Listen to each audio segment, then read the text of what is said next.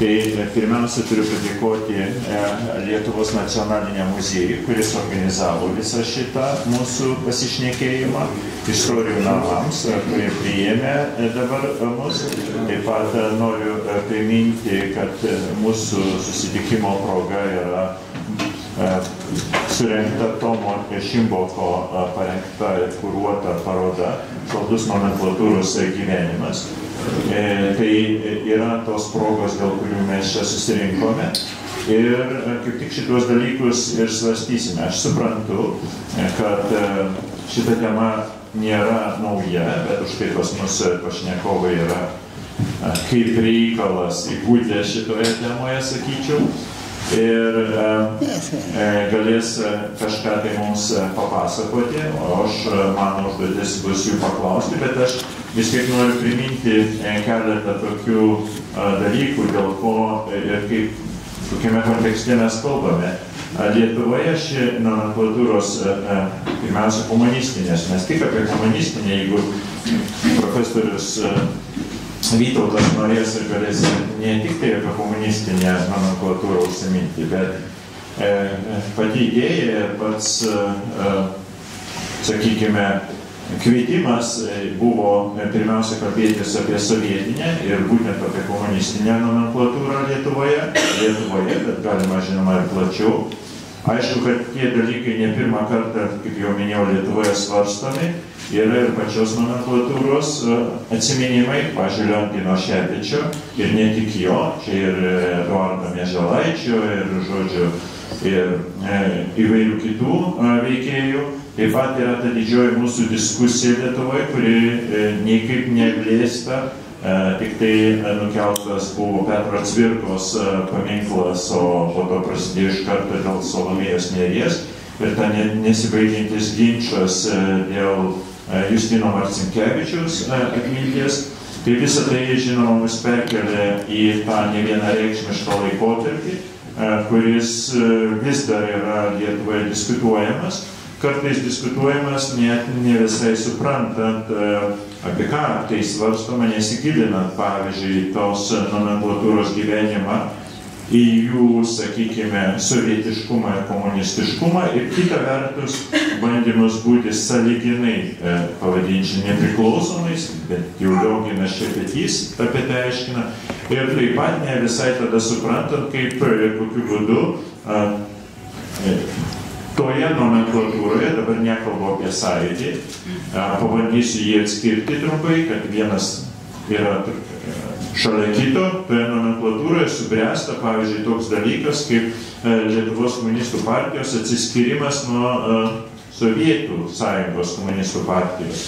Tai čia, žinoma, tie laikai, kuriuos kai kurie iš jūsų labai gerai atsimena, kiti mažiau, tai 80, pavadinkime, 90 metai, 89 metų pabaigoje LKP atsiskiria nuo Sovietų komunistų partijos ir tada visada buvo klausimas, o kas jų galvose buvo prieš tai, kad jie išdrįso, čia ne tik tai Algirdas Brazauskas, bet ir kiti, išdrįso tai padaryti. Ir štai, kad suprastumėme visus šitos įvykius, mums padeda Antano Sutkaus fotografijos. Antanas Sutkus garsus Lietuvos fotografas, bet ir įvykių liudytojas. Kai kurių įvykių, sakyčiau, vienas iš paskutinių liudytojų, todėl naudokitės paskutinį Mohikano atmintimi, todėl kad, pavyzdžiui, esame jau diskutavę ne vieną kartą, aš bent jau teigiu, kad vizualinį Antano Sniečkaus paveikslą, kaip jis ikonografiškai pasirodo Lietuvoje, sukūrė Antanas Sutkus. Galiu klysti, bet man taip atrodo. Ir čia yra, ir, žodžiu, aš jau nekalbu apie meninės fotografijas, nes apie meninės fotografijas mes kalbėtumėme kitą kartą. Šiaip ar taip, štai pasirodo liudininkai, kuris Antanas Sutkus galėtų pasakoti dar apie Sniečkaus laikotarpį ir apie Suslovo pasireiškimus. Lietuvoje tie klausimai, pavyzdžiui, man teko dalyvauti konferencijose skirtose Richardui Gaveliui ir jo Vilniaus pokeriui. Mo muziejuje, pavyzdžiui, buvo. diskusijos, tačiau ten, žinote, Suslovas atsimenamas, bet nomenklatūros gyvenimas, na taip, metaforiškai veikiau buvo paminėtas ir aš pats esu veikiau metaforiškai juos minėjęs ir suprasti, kaip čia pasirodo Suslovas ir kaip pasirodo Maskva ir kokia yra intriga tarp Lietuvos komunistinės nomenklatūros ir Maskvos nomenklatūros. Ir visoje šitoje epopėje nėra labai aišku ir kaip tenais galėjo pasirodyti kokia nors laisvės dvasia, jo labiau yra nesuprantama ir tada puolama iš karto smerkti, pavyzdžiui, Justiną Marcinkevičių poetą ir tada net nelabai aišku, mes susišnekame visoje šitoje istorijoje. Tai toks yra kontekstas. Jūs kai kurie iš jūsų matėte Antano fotografijas, Saldus nomenklatūros gyvenimas. Sakyčiau, ten pristatyta daug perspektyvų ir sovietinis gyvenimas, čia ir Tomo Šimboko idėja pristatyti ir sovietinį gyvenimą ir pristatyti šitos įvairias demonstracijas, parodus, sovietinės šventės, taip pat pristatyti aplinką komunistinę, kiek ten telefonų, kas su kuo veikia, pristatyti kvapus, čia jau Lietuvos nacionalinis muziejus su kuratoriais pasistengė mums atnešti ir daugiau įvairių daiktų, kad pajustumėme tą gyvenimą, bet labai įdomiai buvo išdėstyta, kas atsimenate, kol eini, ir kol pakliūni į kažkokį tai centrą ir ten tik tai yra saldus nomenklatūros gyvenimas, taigi pasirodo buteliais, taigi pasirodo saldainiai, pasirodo šokiai, pasirodo kažkokie tai apsikabinimai, daugybė moterų, pasirodo tos moteris su kažkokiais prabangiais kailiais, neaišku kokie kailiai, nežinia kas. Aš atsimenu, parodos atidarymo metu žiūrėjau į kai kuriuos tokie jau labai garbaus amžiaus buvusius nomenklatūros aktyvistus, kurie atėjo į šitą parodą, pavardžių žinoma neminėsiu, bet jie, mačiau, kaip įnirtingai ieško fotografijose savęs ir nori atrasti, ar jie tenais yra parodyti ir neparodyti. Tie, kurie nerado savęs, buvo patenkinti, kad jų tenais nėra, apie kitus nekomentuosiu. Tai čia intriga, suprato. Lietuvos nacionalinis muziejus daro ne pirmą parodą susijusią su komunistiniu paveldu ir tos parodos rodo, kad visuomenės susidomėjimas yra nemenkas, kaip jau minėjau, net ir diskusijos, ir prieštaravimai, ir ginčiai, ir neapykantos vienas kitam šitame lauke yra, tai rodo, kad visa tai gyva. Ir tik tai Baltijos šalyse mes taip žiūrime į šitą dalyką ganėtinai neutraliai. Jeigu tik nuvažiuosime čia 40-50 km į užsienį, į Baltarusiją, mes pamatysime, kad tenais ne tik tai ne istorija, bet visa tai yra aktuali dabartis. Ir tos pačios figūros ten pasirodo visai kitame kontekste.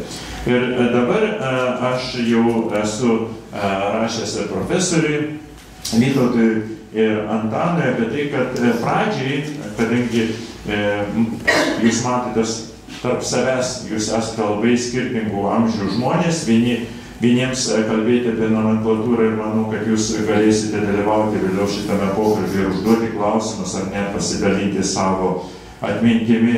Tai vieniems tas saldus nomenklatūros gyvenimas yra labai aiškus ir gyvi atminimai, kitiems net neaišku, apie ką mes šnekame.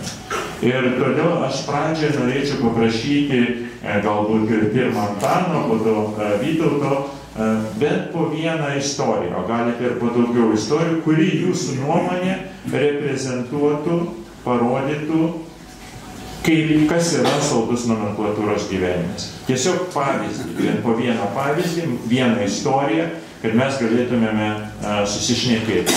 Antanai, galit? Labas vakaras visiems. Visų pirma, noriu padėkoti savo žmonai, kad mane davedė iki automobilio. Sunkiai daėjau. Ir jums visiems, kurie atėjot, tokie orą iškeitėt į šitokią uždarą salę. O iš nomenklatūros ne visai saldus, sakyčiau, kartą darė mūsų su Macijauska Slovenijoje parodą, tai užrašė sūrus gyvenimas. Tai aš sakyčiau, saldžiarūgštis galbūt visai tas gyvenimas. O nomenklatūra tai aš ir pats nežinojau, gal daugelį metų pats būdamas kažkurioje toje nomenklatūroje, aš tik tai jau pabaigoje sužinojau, kaip vieną sekretorių pakeitė kitas ir man reikėjo kitam pristatyti. Tai jau buvo kompartijos pabaiga, o iš tų visų, tai visus labiausiai domina, tai ten visokie, kur ten, reiškia, daug apie kyšius, korupciją, visą kitą, baliai. Tai aš neatsiminiau, žinot, kažkaip tai, jeigu vyksta kažkoks pokylis, arba leidžia fotografuoti, arba neleidžia. Ir viskas, o gert, žinoma, galima. Ir vieną tik tokį pasakysiu, tada būdavo taip parduotuvės specialios, tai aš važiavau kartu į užsienį, į tarptautinį žiūrį, tai man tuometinis ministras Zenkevičius, tai ką tu, sako, važiuoji, ar eisi, sakau, nu aš su striukelė buvau, sakau, eisiu su striukelė. Ne, bus gėda už reikia. Turėsiu pinigų 200 rublių. Sakau, nu pasiskolinsiu, jei ką. Davė man nurodymą kažkur į šitą, į centrinis univermagas. Gumas. Kaip jis vadinasi, Gumas. Tai ten aš dar ir sūnui džinsus nupirkau ir kostiumėlį nusipirkau. Kažką tai jau nebeprisimenu. Aš tik atsimenu vieną, kad Talino parduotuvėje viskis pats geriausias, kuris kainuoja $100 kainavo 12 rublių. Niekas jo nepirkdavo, visi Stoličnoje ir Maskovskaje pirkdavo degtinę gerą. O viski tai tik tokie kvaileliai kaip aš, tai aš nusiveždavau į tą žiūrį komisiją tuos viskius, tai sakydavau, Sutkus bagotas žmogus, gali 4 bonkas atsivežti. Daugiau ką, vieną su prekybos ministru. Sakau, žinai, vėl važiuoju į užsienį, jau tą kostiumą nunešiojau, kurį ten pardavėt man. Sakau, reiktų naujo. Nu gerai, sako, aš tau išduosiu paslaptį. Trakuose, ne parduotuvį, bet ten ir kioską rasi tokį prie ežero, kad kai privažiuos, kad niekas nematytų. Ten rasit tų, reiškia, švarkų, kostiumų. Radom mes tos kostiumus, bet visus kostiumus tiko jie mano tik vairuotojui, Dimitrijui Roškovui. Jie buvo mažų dydžių, bet už tai kainavo nuo 15 iki 20 rublių. Tai, žinot, gerą užsienietišką kostiumą už tokią sumą, reiškia, visi drūtesni vyrai apsirengė, o paskui išmetė mums, reiškia, kad galite ir jūs. Tai va toks mano jau tenai žodžio, jeigu tau ką nors sako, tai klausyk. Jeigu tu nors atsakysi, ne taip atsakysi, tai gali liūdnai baigtis. Atsimenu, vieną kartą buvo kūrybinių sąjungų plenumas, visi tenai susirinkę, kavą geria ir šnekasi, ir ten Brakauskas flirtuoja su artistėm. Nu, vienu žodžiu, ir atsidaro duris, užeina pirmasis sekretorius Petras Griškevičius. Aš kažkaip nepagalvojęs ir nuspaudžiau porą kartų su blicu į ką tu užpyko, šitą šunį reikia lauk vyt, čia žmonės kavą geria, va. Galvoju, gerai, aš sakysiu aš jam, kad aš nebaudžiauninkas, o jūs esat mūsų svečias, čia kūrybinių sąjungų plenumas. Galvoju, uždarys mane ir sąjungą. Kas šeimininkas? Jo, kas padorės, žinai. Taip, kad teko atsiprašyti ir išeit. Žinoma, mane sugrąžino ir pasodino už pirmojo. Tai aš labai muščiausi, kad į ekraną nepatekčiau, bet nu ką darysi jau, kas buvo, tas buvo.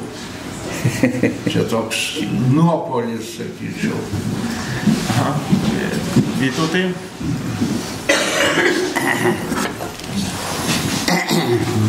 Čia yra labai svarbi tema ir jinai nėra tikrai kaip nors išnagrinėta, apibūdinta su reiškiniais ir pavadinimais, kurie būtų sustatyti į vietas.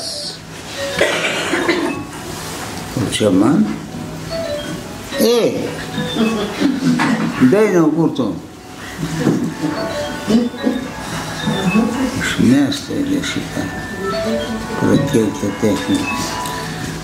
Ramiai jūs Nu gerai, nesijaudėte. jeigu jis ten savo granį praeis ant tenorai. Žiūrėkit, pirmiausiai toks kaip ir vartojamas žodis nomenklatūra. Kas tai yra ir kaip tai suprasti? Tam tikrą prasme aš atsimenu, ir iš mano laikų, tai buvo žmonių skirstimas ir buvo tam tikra kategorija, aukšta kategorija visuomenės žmonių, jie priklauso nomenklatūrai. Reiškia, tai yra aukštesnė klasė. Na, o nomenklatūra tai reiškia tam tikras sąrašas. Tai žodis kilęs iš to. Bet tie žmonės yra tame ypatingame sąraše ir jie jau yra kitokie. Aha, atiduodu šitą bjaurybę. Tai jos. Jie tokie ypatingi žmonės, arba jie gali manyti, kad jie ypatingi žmonės. O štai prisimenu mano savo paties buvimą Maskvoje liaudės deputatų suvažiavime. Aš buvau deputatas. Ėjau į rinkimus, laimėjau rinkimus Panevėžy ir važiavau į Maskvą kaip su Sąjūdžio programa kovoti už Lietuvos nepriklausomybę Maskvoje. Gerai, tai dabar aš ten sėdžiu toj Maskvoje. Ten visokie posėdžiai, įdomus dalykai yra kronikose, kas nori. Bet pabaiga. Pabaiga yra banketas Kremliuje. Didžiausiose patalpose stalai nukrauti šnapsais, ikrais, ko tik tai nori. Čia tuos visus iš Sovietų Sąjungos suvarytus neva nomenklatūra, neva aukštesnis luomas, jos pamaitina, persisiūsdami. Taip, kaip man sakydavo, kad čia Vilniuje, kai būna plenumas koks tai centro komiteto ar rinkimai ar ką, duoda mandarinų.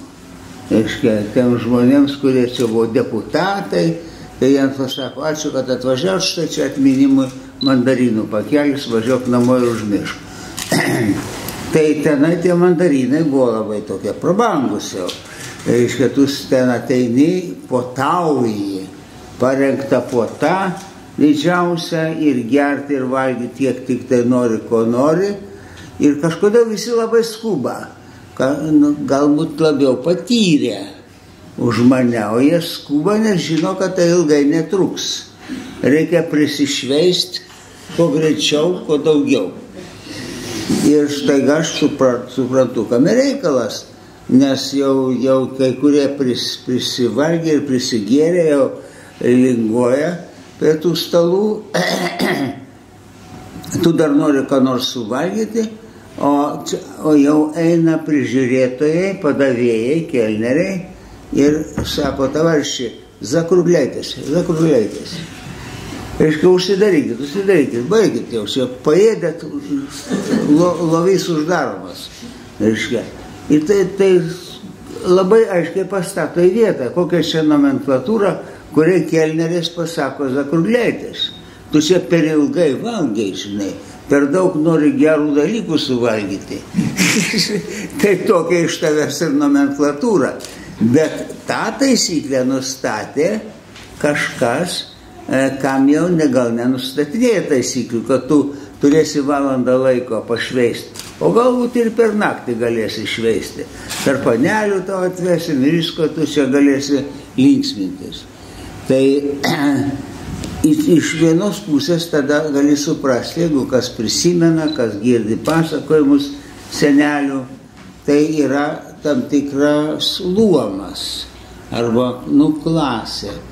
Paskui, kai aš jau pradėjau šiek tiek prakusti politikose, tai sužinojau, kad yra tokia knyga, aš jos iki šiol neperskaičiau, bet labai svarbi knyga Milovano Džilaso Naujoji klasė.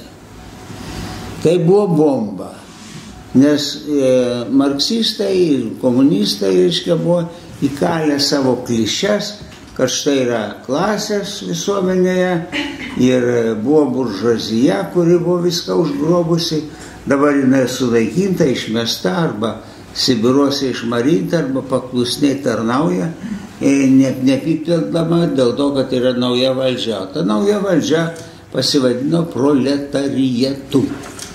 Proletariatas tai yra tie vargšai darbininkai, kurie neturi gamybos priemonių patys. Jie nieko neturi. Tai jiems nieko kito nelieka, kaip atimti iš tų, kurie turi. Reiškia, padaryti revoliuciją. Jie yra revoliucinė klasė ir istorijos variklis. Taip išaiškinta. Ir tada yra tos klasės, senosios ten buvo aristokratai, feodalai, tenai paskui buržuazija, savininkai gamybos priemonių, įskaitant žemę, visokie ten buožės ir taip toliau, blogiečiai, kurie turi žemę. O kurie neturi žemės, ką jie turi, arba nieko neturi, arba sako, viskas yra mūsų. Visi fabrikai, visa gamyba, viskas yra mūsų. Ko mūsų? Kas aš, Jonas Petras išgriuvo? Ne, Jonai Petrai, tu palauk. Čia tavo vardu dabar kalbama, bet yra kas žino, kaip kalbėti. Pasiskaityk Majakovskio eilėraštį. В моем автомобиле мои депутаты. Reiškia, gali džiaugtis, kad tai tavo deputatai tave valdo važinėdami tavo automobilį. Tu gali iš tolo pasižiūrėti. Va, ir visa sistema iš karto šviečia.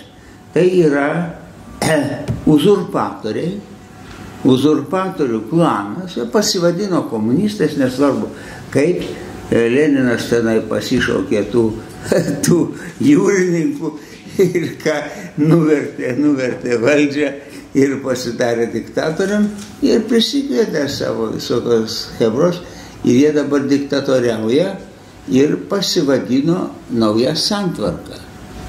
Tai tas viskas yra melaginga, yra uzurpatoriai, yra valdžios užgrobėjai beveik 100 metų.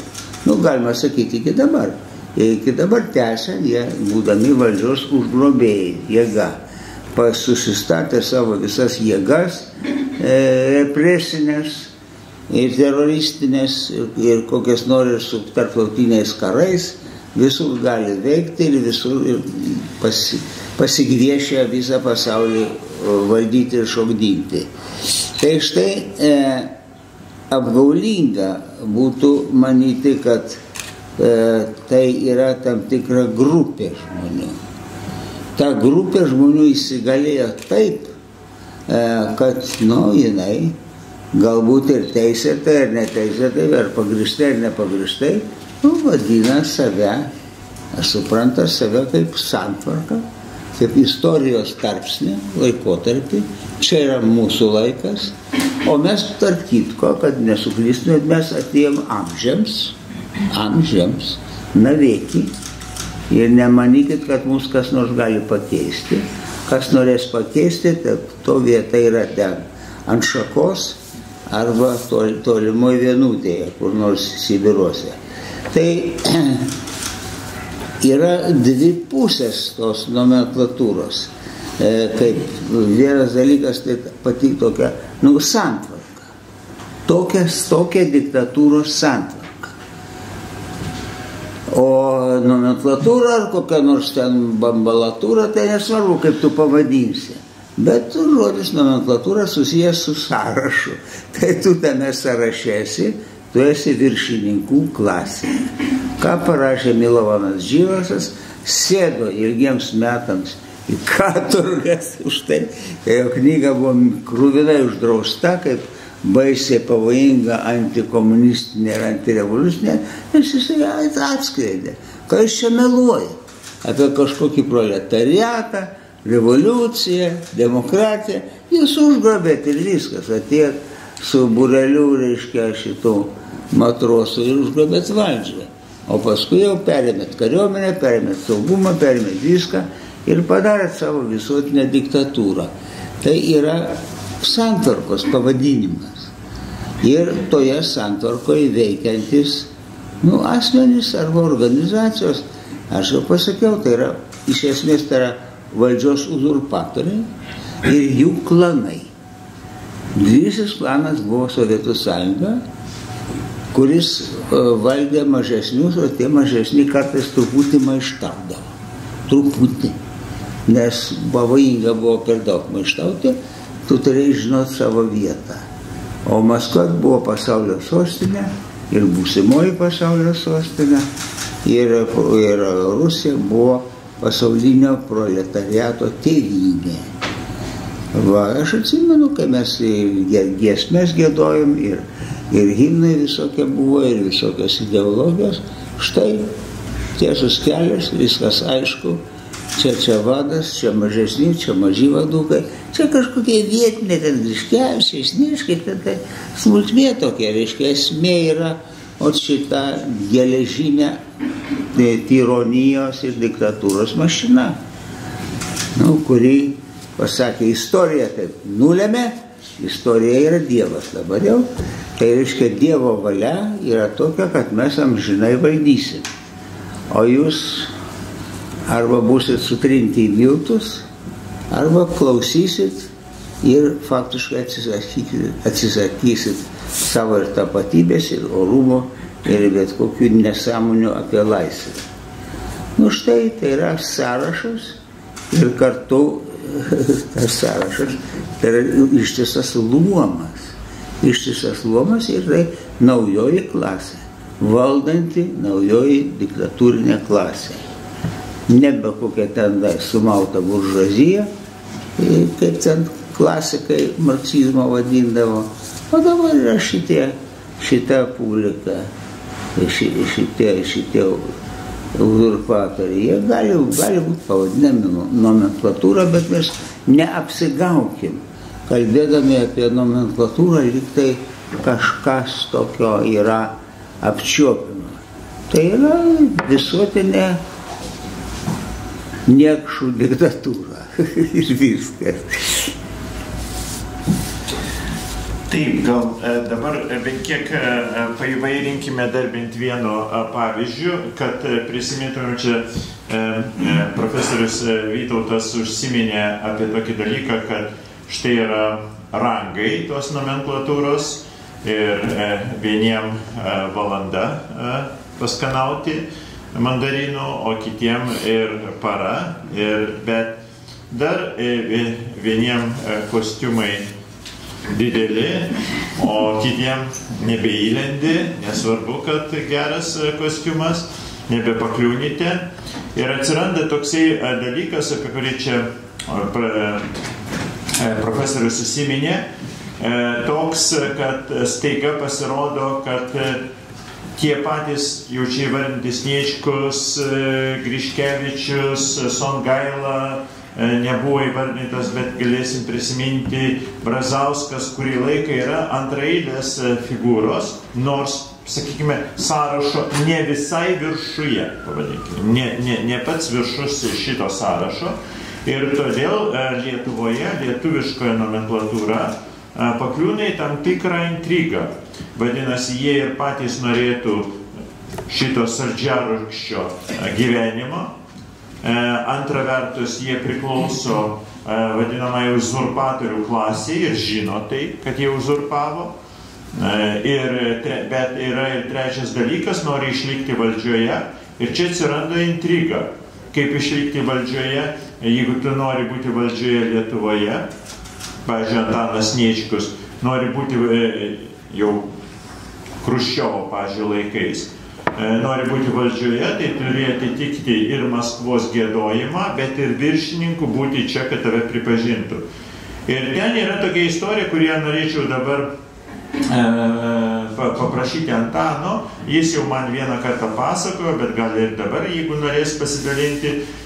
Bet man tai labai pamokoma istorija, kada štai ryšim su Trakų pilies rekonstrukcija, realiai netgi atstatymu, Maskvoje Sniečkus yra apkaltinamas nacionalizmu, jį nori nuimti ir tada Sniečkus organizuoja tokią, šiandien pasakytumėm, afterparty, tai vadinasi tokį susitikimą, ar ne, su rašytojais, su kultūros veikėjais, kurie turėtų pateisinti jo veiklą ir suteikti jam tam tikros stiprybės. Ir mes tada matome, kaip pasirodo kultūros veikėjai nomenklatūros kontekste. Jie ne visada tokie kaip Antanas reikalingi, bet kartais yra reikalingi ir kartais juos reikia pasikviesti, todėl jiems ir leidžiama nusipirkti ir viskį už 12 rublių ir šito.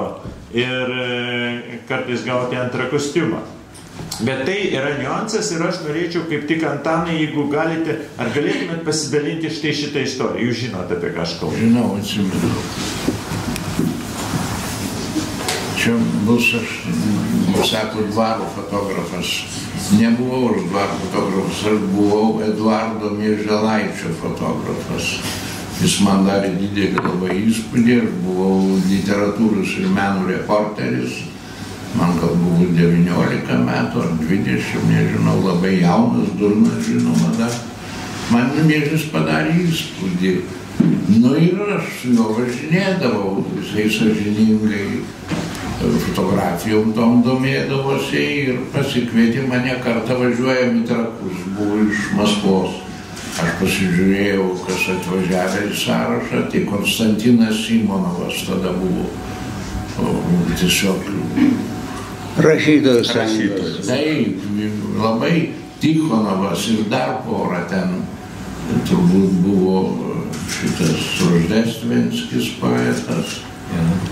Nu ir Trakuose mes tie rusų rašytojai rašėsi į knygą, jiem ten Simonovas diktavo, ką rašyti. Ir Mieželaitis buvo, ir jie visi rašė, kad kaip gerai, kad čia vat atrestauruota tokia pilis, taip jaunimas auklėjamas gerai, tinkamai reiškia. Nu, kadangi mūsų buvo kova su kryžiuočiais, tai čia su vokiečiais, lyg ir buvom lojalūs kalbėdami reiškia. Nu ir tada aš atsimenu, buvo ir čia yra nuotraukus iš to, Sniečkus kaip reikiant, taip sakant, draugiškai ir dar apie nomenklatūrą, jeigu kalbant, tai tais laikais, tai inteligentijos limitas tarp tos nomenklatūros buvo gan ribotas.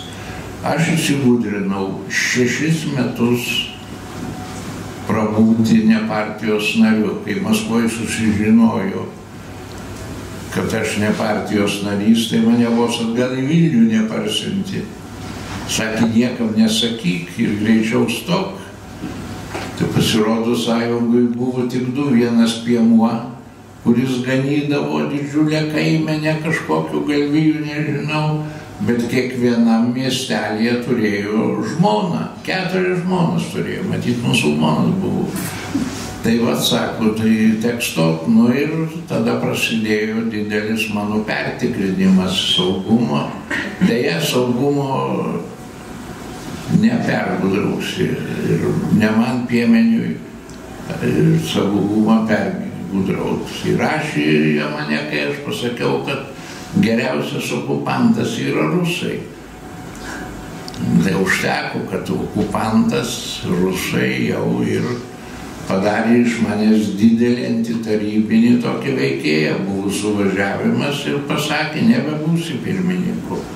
Norėjo iš viso išmest, bet kažkuris iš sekretorių užstojo, sako, žmogus viską sukūrė, duokite jam pavaduotoją.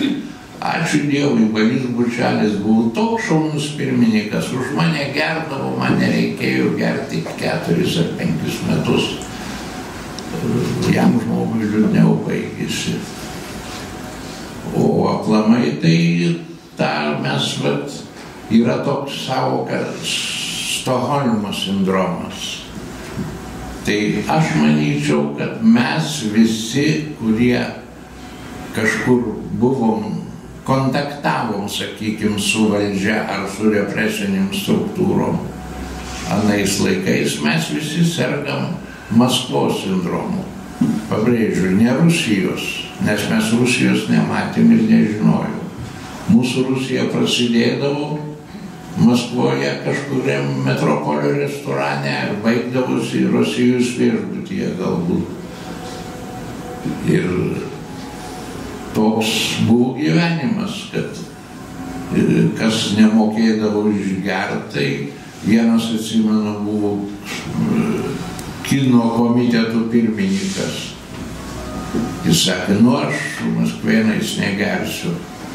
Negėrė 2 mėnesius, išmetė jį.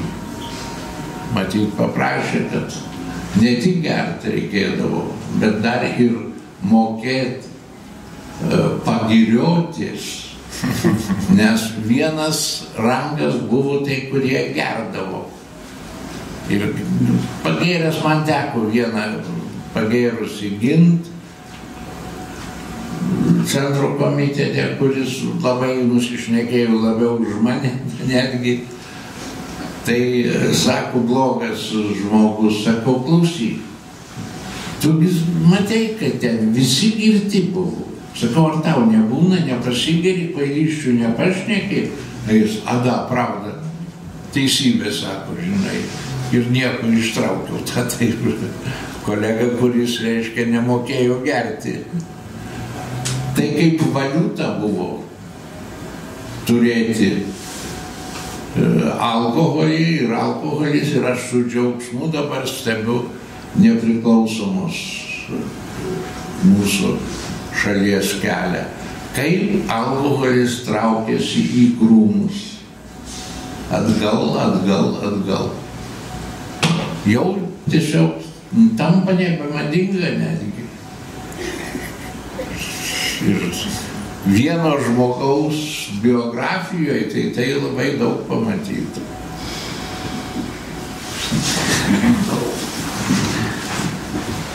Aš norėčiau sugrįžti prie Milovano Džilo. Džilas, ne visi turbūt esate skaitę, o Vytautas čia jau jį minėjo, aš jo knygą senai esu skaitęs. Deja, aš irgi neskaičiau, aš tik tai žinau iš bendro išsilavinimo. Aš jį esu perskaitęs apie naują klasę ir po to dar kalbėjęs Kroatijoje su žmonėmis, kurie pažinojo ir jį, ir dar Brostito, jau jūsų amžiaus žmonės. Ir, žodžiu, ten intriga yra tokia, kad Milovanas Džilas žinoma, kad jo knyga buvo uždrausta, bet jis ją paskelbė, žodžiu, buvo bomba Jugoslavijoje, tačiau reikia atminti truputį apie jo biografiją. Jis, žodžiu, buvo Jugoslavijos komunistų partijos narys, bendražygis su Brostito, Antro pasaulinio karo metu kovojo prieš nacistus, žodžiu, ir po to jis dar važiavo kelis kartus į Maskvą ir buvo asmeniškai susitikęs su Josifu Stalinu, darė su juo interviu, žodžiu, įtrauktas į tą, pavadintume, nomenklatūros pačią viršūnę. Ir staiga jis nuo jos nusisuka ir tampa, žinoma, kad buvo persekiojamas ir kalinamas, bet vėliau jis tampa jos kritiku, iš vidaus, negailestingų kritikų, sakyčiau, tokiu, kuris, sakyčiau, kada nusisuka nuo Brostito jo artimiausias bendražygis ir tampa visos sistemos kritikų ir be to labai apsiskaičiusi, besidominčių filosofiją, jis rašęs yra, pavyzdžiui, apie Alberą Kamiu, jo egzistencializmą, Milovan Džilas. Tai, kad staiga, štai mes matome, kad viduje nomenklatūrinio sluoksnio įvyksta, kai kurie asmenys ima ir pasikeičia. Štai jis buvo visą laiką, atrodo, lojalus ir visai šalia, ir staiga jis tampa visai kitoks, įvyksta kažkokia tai vidinė dvasinė revoliucija, jis pereina į kitą fronto liniją. Ir aš čia dabar jau pirmiausia norėčiau Vytautui užduoti klausimą, nes jūs tikrai esate susidūrę su ta dilema, kad dalis Lietuvos nomenklatūros žmonių staiga tampa visai kitokie. Ar jie tampa visai kitokie, ar jie tampa pakankamai tam kritiški? Jūs juos matėte, jų veidus, ir jūs juos labai gerai prisimenate. Ar galite kažkuriuos jų pakomentuoti? Nu, pakomentuoti galima iki begalybės. Labai daug dalykų. Ir tai vėl susitarkim, kas tai yra ta nomenklatūra. Tai yra tam tikras sluoksnis visuomenėje, valdžia žmonių, valdžios žmonių. Jeigu tu nori ten patekti, tu turi įrodyti, kad tu tinki, tu labai ištikimai tarnauji režimui, režimas yra diktatūrinis, teroristinis, tu įskundinėjai bet ką, nuo savo tėvo iki savo artimiausių draugų, ir gali būti savo žmonos šnipas ir rašyti pranešimus, ką žmona neteisingai daro, ką pasakė prieš valdžią, tai tu jau esi ištikimas tada režimo žmogus ir tau gali atsidaryti durelės į tą aukštesnį luomą ir tau gali duoti ir pavaldyti kitus žmonės, kurie tada prieš tave dreba ir tau pataikauja, tau neša dovanėlės, tave gyria, koks tu talentingas, koks tu nepaprastas vadovas. Mes laukiam, kada tu būsi Lietuvos vadovas, nes tu toks labai jau mums dabar tinkamas esi. O paskui pasirodo, kad yra dar kažkokios sumautos taisyklės ir tas būsimas Lietuvos vadovas įsimyli savo sekretorį. Ir kas su juo daryti? Jam pasako partija, užmiršk, trenksim ją velniop, kad jos čia nesimatytų nei Vilniuje, nei Lietuvoje. O tu turi žmoną, tu turi būti tvarkingas komunistas savo vietoj ir visiems rodyti šeimininio gyvenimo pavyzdį. O tasai, arba jis pats, arba jo žmona tokia, jau jį paėmus kaip reikiant, pasako, ne, jisai liks su manim. Nu tada, nors jis yra paties Sniečkaus numylėtinis ir užsiaugintas pakaitalas, antrasis Sniečkus ateina visų laukiamas ir staiga suskaudamas širdimi senjoras Antanas Sniečkus turi jį išmesti iš partijos, nes jis nusižengė nomenklatūros įstatymų, nu kaip mafijai. Kaip mafija taip pat turi, čia tas pats visiškai, turi savo įstatymus, tu turi paklusti, jeigu nepaklusti, bus tavo atsakomybė. Gerai, jeigu tave paliks gyvą. O gali tave taip sutvarkyti, kad tavęs nei kauliuko niekas nesurinks. Tai o tasai žmogus, Algirdas Ferencas, jis pasirinko asmeninį. Ferencas pasirinko asmeninį gyvenimą. Tai jau buvo didžiulis maištas. Partija sako, reikia taip, o Ferencas sako, ne, aš myliu šitą sekretorę. Tu ką, tu durnas visiškai, nieko nesupranti, kur gyveni ir kieno valdžia ir kokia tvarka. Nu, tai aš galbūt ir suprantu, bet štai jinai verkia čia labai. Aš negaliu jos apleisti. Nu, tai reikia velniop, tu toks silpnas šlamštas, tu ne komunistas, žinai. Tu turėtum ją sutrypti ir sunaikinti, kad įrodytum, koks tu esi tikras komunistas. Nu, tai tokia čia istorijėlė, bet ji rodo, kad ir viduje tos visos mafijos ir jos reikalų irgi būdavo tokių individualių kazusų, atvejų, kurie parodydavo, kad kažkur dar yra kažkoks žmoniškumas, o kažkur lemia nežmoniškumas. Tos reikia sulaikinti. Šalin, jie yra priešai. Ir viskas. Sako, kai Sniečkus atvažiavo į Lietuvą, jau karui pasislinkus, kai grįžo Raudonoji armija, jis nuvežė jo pageidavimu į jo tėviškę Suvalkijoje. Tėviškė. Buvusi tėviškė. Atėjo, pamatė griuvėsius, degėsius, viskas sunaikinta ir pasakė, aš labai atsimenu, man citavo to žodžius, nebėra Božyno. Gerai, kad nebėra Božyno. Mano tėviškė, vėliau, Božynas. Nu, tai ką paskui gali sakyti, kai žmonės rašo laiškus, verkia, gal ir taip pačiai Salomėjai, gal dar kam nors rašo, prašo padėti, mus ištėmė, išvežė, reiškia. O pačiai Salomėjai liepė ištekėti Maskvoje už KGBisto karininko. Liepė. Nu ir ką, tu klausai? Nu klausai, tave sulaužė. Tu jau sulaužytas žmogus. Tu darai, ką tau liepė. Jau nekalbant ten kantatos apie Staliną, tai žinai, gali parašyti kantatą apie Staliną ir numest kaip graužtuką. Kaip Balys Sruoga padarė tokį fokusą, aš iki šiol stebiuosi, kaip demaskuodavo tokius satyrikus, reiškia, kaip Zoščeka, žinai, jie gana ilgai galėjo mėgautis, būdami tokiais sovietiniais patriotiniais rašytojais, kol išžvelgdavo, kad jų tas visas patriotizmas yra satyra. Ir yra prieš valdžią.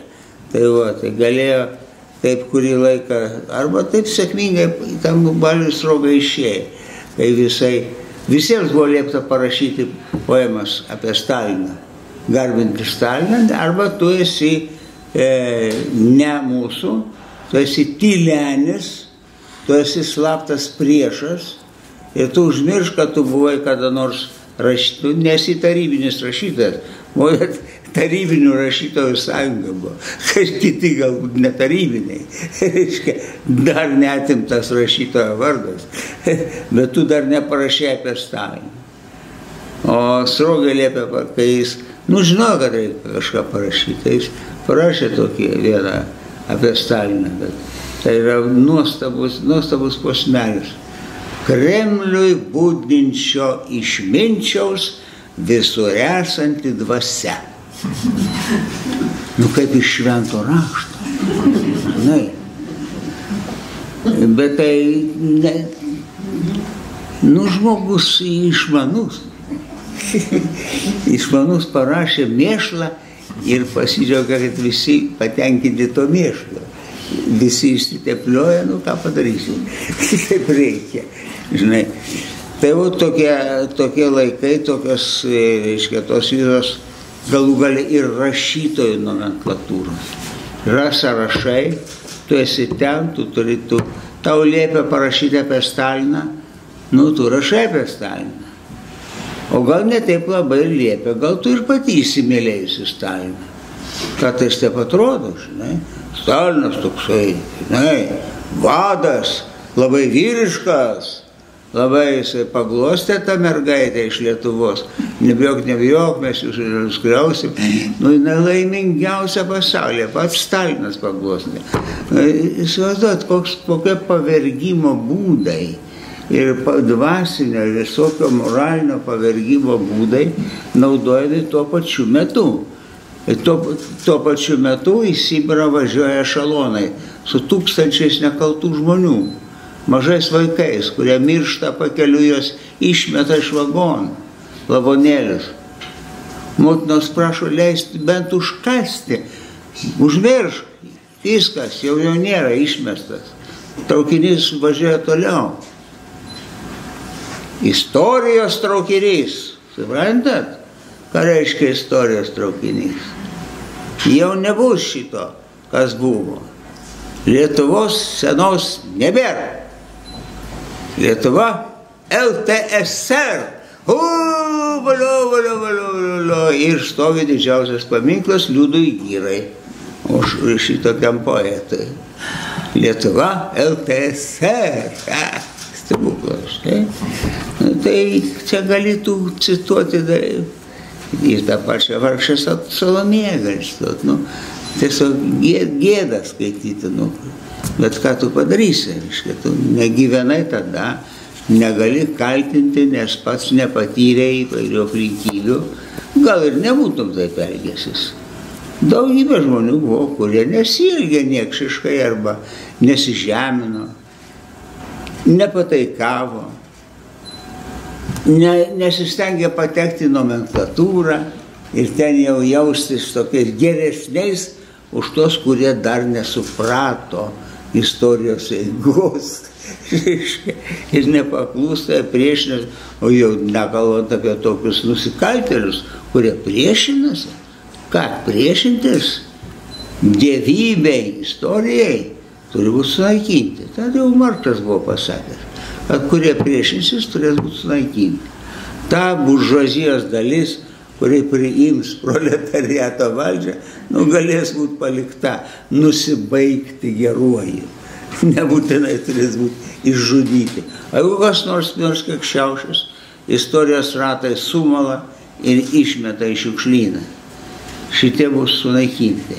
Tai toksai genocidinis požiūris, klasinis genocidas, jisai eina kaip normali ideologija, kaip valstybės politika ir jis įgyvendinamas. O čia Lietuvoje kažkokie mažiukai, ten žmoniukai, jie prisitaiko, kaip jiem geresnį švarką nusipirkti, 10 rublių pigiau viską. Reiškia, jau jam pasisekė, žinai. Jį pakvietė, mane pakvietė, draugas pakvietė, kuris buvo aukštame aš nebuvau partijoje, bet, reiškia, buvo jisai jau tam tikram rangė, reiškia, jis įeidavo į spec parduotuvę. Spec parduotuvė, žinai, kas tai yra, nežinau. Kas nors atsimena, reiškia, tai yra parduotuvė ne visiems, o parduotuvė nomenklatūrai, kuri pati save aprūpina gerybėmis, likučius numeta liaudžiai. Jeigu dar lieka tų likučių. O jeigu nelieka, tai tu atkeliesi 6 valandą ryto, kaip šitas asmuo, keliasi 6 valandą ryto ir eina, atsistoja prie maisto parduotuvės, nes 8 valandą atidarys parduotuvę ir duos cukraus. Duos po 0,5 kilogramo cukraus žmogui. Reiškia, tai jeigu tu atstovi 2 valandas, gali jau sulaukia, gauni 0,5 kilogramo cukraus. Bet jeigu tu esi protingas, jau įgūdęs tarybinis žmogus, o gal tu esi močiutė, kurie atsiveda anūkėlį, jie dviese, jie 2 galvos, jie gauna 2 kartų po 0,5 kilogramo cukraus. O paskui ta močiutė savo anūkėlį dar paskolina kitai močiutė, kuri tuo būdu apgauna tarybų valdžią ir paima neteisėtai dar 0,5 kilogramo cukraus. Va, ir tai dabar atrodo juokinga, ne? Labai juokinga taip gyventi. Gal ne visai juokinga. O kodėl mums ten reikėjo būti? Kokių velnių mes ten buvom? O todėl, kad mus paėmė kaip mėšlą, išsunkė ir įsidėjo savo kišenę. Ir viskas. Kremliui būdinčio išminčiaus, visur esanti dvasia. Ką dar aš galiu papasakoti? Aš galiu pasakoti labai daug. Nors aš irgi sakau, aš čia kalbu iš šalies, kaip stebėtojas, kuris irgi turėjo tam tikrų taisyklių laikytis, neeržinti valdžios. Vieną kartą aš suerzinau valdžią. Kaip aš ten suerzinau valdžią?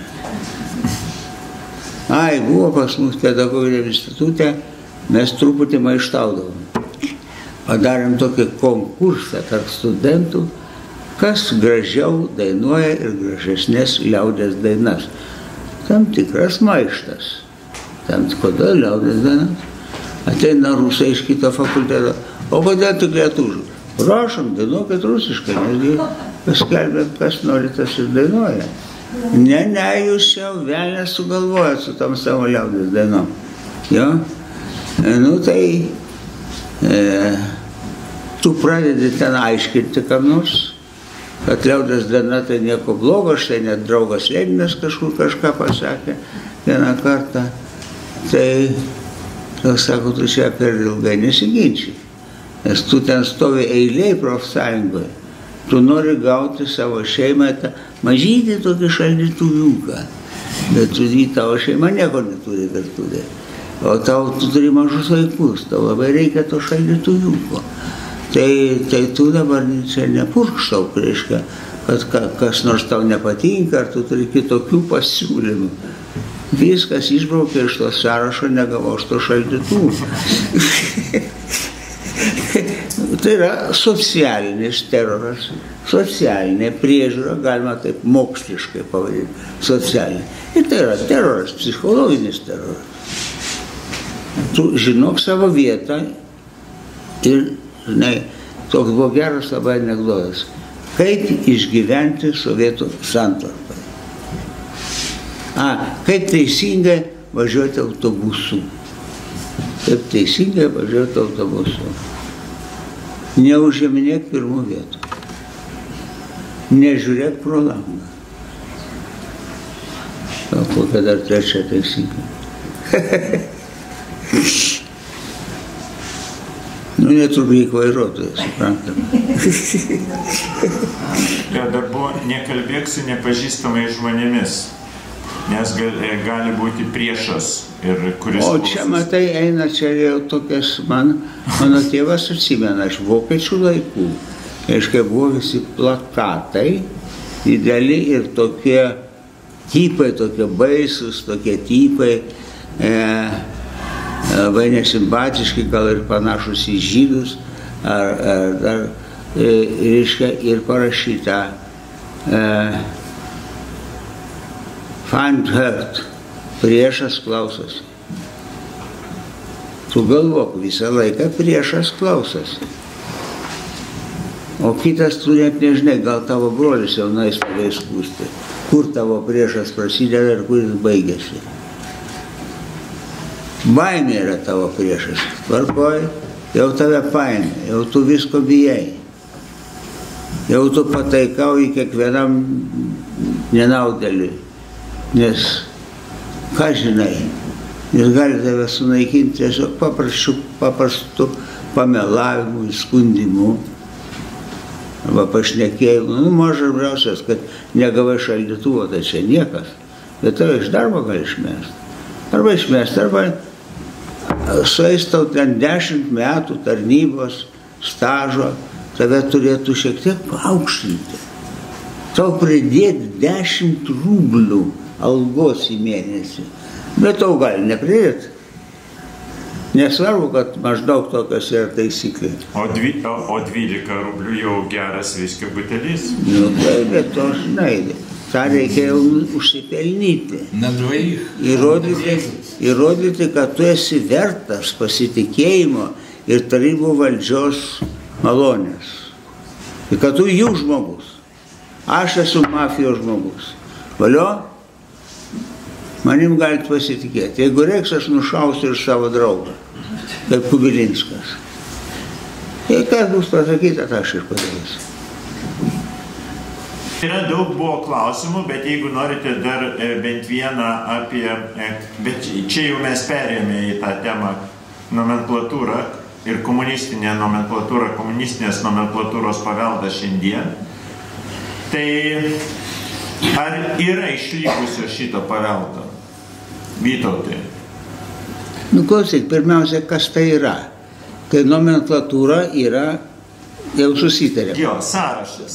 Sąrašas, bet konkrečių žmonių, jų draugų, jų šeimų narių, reiškia, kurie visi turi tam tikrų bendrų bruožų. Sovietų laikais tasai bendras bruožas vadinosi blatas, ar dar kaip nors. O tau ko nors reikia, tai tu eini pas tą, kuris turi blatą. Ir tau gali ką nors ten leisti neteisėtai arba pusiau teisėtai įsigyti. Arba tau sako, tu žinai, tu šito niekad negausi, jeigu neįstosi į partiją. Gerai, klausau, kaip man įstoti į partiją. Ne, tau ne taip paprasta. Tu turi dar įrodyti savo ištikimybę. Ja. Nu gerai, aš stengsiuosi, aš dirbsiu, aš įrodysiu.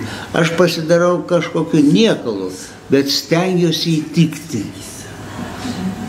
Tam, kad gaučiau savo gabaliuką, pirago. Kokio čia pirago? Gaunis prastą duoną kokią nors, pelų duoną ir viskas. Tai ką su tuo paveldu daryti? Tas paveldas egzistuoja. Įprotis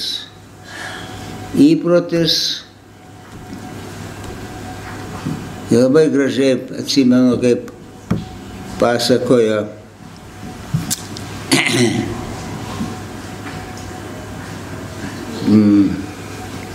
Rimantas, Juozas Rimantas, kai rašė knygą apie Petrą Rimšą. Jis buvo išmestas iš darbų, Rimantas, reiškia, prieš tai buvo knygų rūmų vadovas, reiškia, buržuazinis nacionalistas išmestas, bet ten, iš ko nors žmogus turi gyventi, turi 3 vaikus, turi archeologę žmoną, kur kas iš tos archeologijos gali pragyventi, titnagus griauždamas, žinai, tai reikia iš ko nors gyventi. Tai jam davė, gerų žmonių būdavo, leidykloje, kur nors Tornau, sakysim, Vagos leidykloje, padaryk knygą apie Petrą Rimšą. Jis pats nepajėgė parašyti savo atsiminimų, tai tu su juo kalbėkis ir parašyk jo atsiminimus. Ir Rimantas man pasakodavo kartais, bet jis papasakodavo tokių perlų, sako. O tokį daiktą pasakė senukas Petras Rimša, kad aš būtinai kur nors įkišiu šitoje knygoje tokį posakį.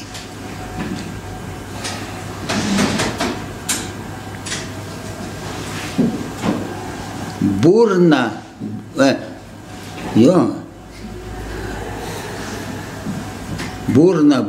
nebūk durna. Mokėk loti, būsi soti. Va. Tai Rimantas sako, toks šedevras, aš būtinai turiu kur nors įtalpinti, kad neprapultų tokia liaudės išmintis, tokia perla. Bet tai tebėra tas pats. Burna, nebūk durna. Mokėk loti, būsi soti. Tai kada tas pasikeis, aš nežinau. Bet tai gali pasikeisti, jeigu žmonės, bent tam tikra dalis jų, brangins tai, kas yra vadinama orumu, savigarba.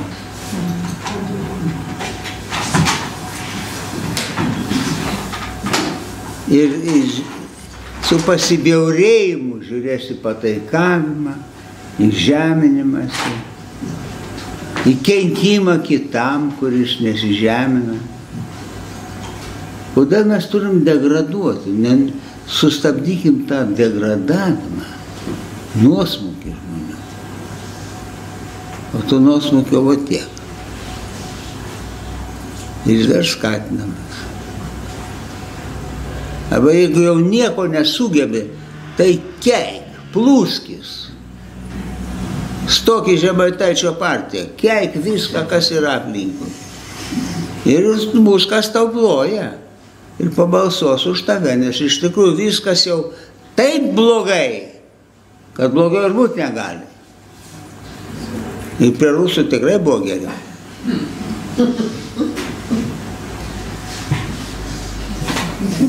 Aš nežinau, ar aš patenkinau jūsų poreikius.